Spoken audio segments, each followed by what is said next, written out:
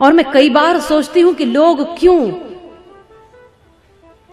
क्यों इतना घमंड करते हैं और किस पर करते हैं। मुझे तो इस दुनिया में ऐसी कोई चीज दिखाई नहीं देती जिस पर घमंड किया जा सके। कोई एक वस्तु ऐसी बताओ जिस पर आप घमंड कर सकते हो। प्रभु का नूर जो देखे वही इंसान होता है, और जो भरता पेट है केवल वो तो हैवान होता है। जानता है कि मौत एक दिन मुंह के बल गिराएगी, न जाने फिर भी क्यों इंसान को अभिमान होता है। इस शरीर पर अभिमान करते हो तो कभी उन बुजुर्गों को देख लेना जिनकी कमर झुक गई है और जिनके चेहरे पर झुर्रियां पड़ गई हैं। कभी वो भी बड़े इतराते थे इस शरीर पर।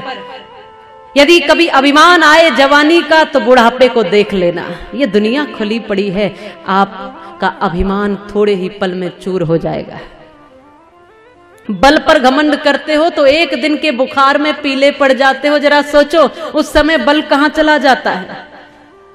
लक्ष्मी पर अभिमान करते हो तो ये लक्ष्मी आज तक किसी की नहीं हुई भगवान विष्णु के सिवाय।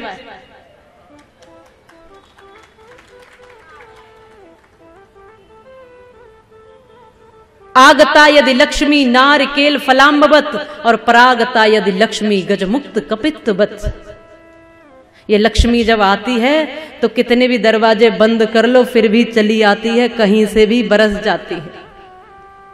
नारिकेल फलाम्बवत। यहां महाराष्ट्र में तो नारियल के फल बहुत मिलते हैं, टटोल के भी देखो आप उनको। तो नारियल का फल कैसा होता है, एक गहरा सा जटाजूट, उसके ऊपर पत्थर किसी दीवार लगी हुई है और उसके भीतर भी किसी ने पानी डाल दिया।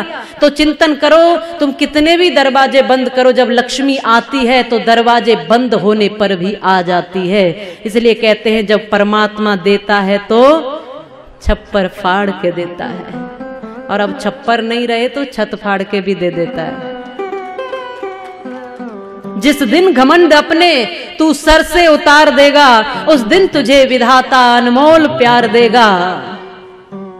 उसके सिवाय जग में दाता न और कोई, और देने पे जब वो आए तो बेसुमार देगा। पर जिस दिन घमंड अपने तू सर से उतार देगा।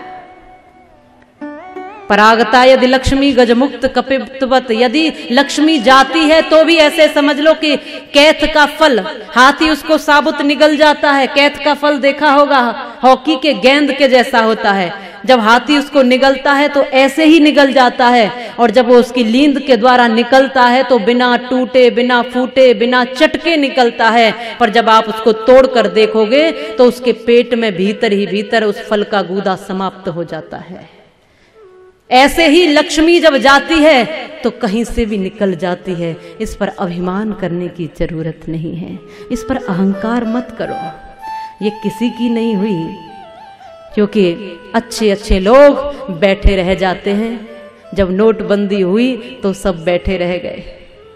ये जब जाती है तो ऐसे ही जाती, किसी ने सोचा भी ना होगा। अकस्मात जब वो देता है तो भी छप्पर फाड़ के, और लेता है तो भी बिना बताए चुपचाप ले लेता है। और जो आने वाला और जाने वाला है, ऐसी वस्तु पर अभिमान क्या करना। आज है तो उसका सदुपयोग करो, और कल ना भी हो तो उसकी चिंता मत करो।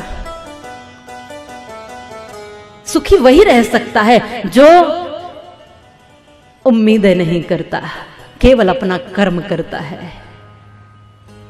और यदि कभी अपने बल पर अहंकार हो तो हरियोद प्रसाद उपाध्याय, जो हिंदी के बड़े प्रसिद्ध कवि हुए हैं, उनकी कुछ पंक्तियां हैं। उन्होंने कहा है अपने आप को लेकर, स्वयं पर उन्होंने एक रचना की कि मैं घमंडों में भरा ऐठा हुआ, और एक दिन जो था मुडेरे पर खड़ा, एक दिन उड़ता हुआ, अचानक उड़ता हुआ, एक तिनका आंख में मेरी पड़ा।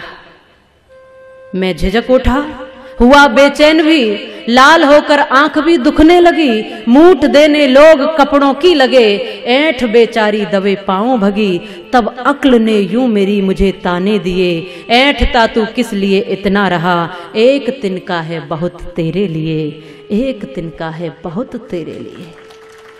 एक तिनका आंख में पड़ जाए तो कैसे हो जाते हैं, जरा सोचो। इस अस्थिर बल पर क्या अहंकार करना। जब जिंदगी को असलियत में जीने लगोगे तो कोई वस्तु आपको अहंकारी नहीं बना सकती है।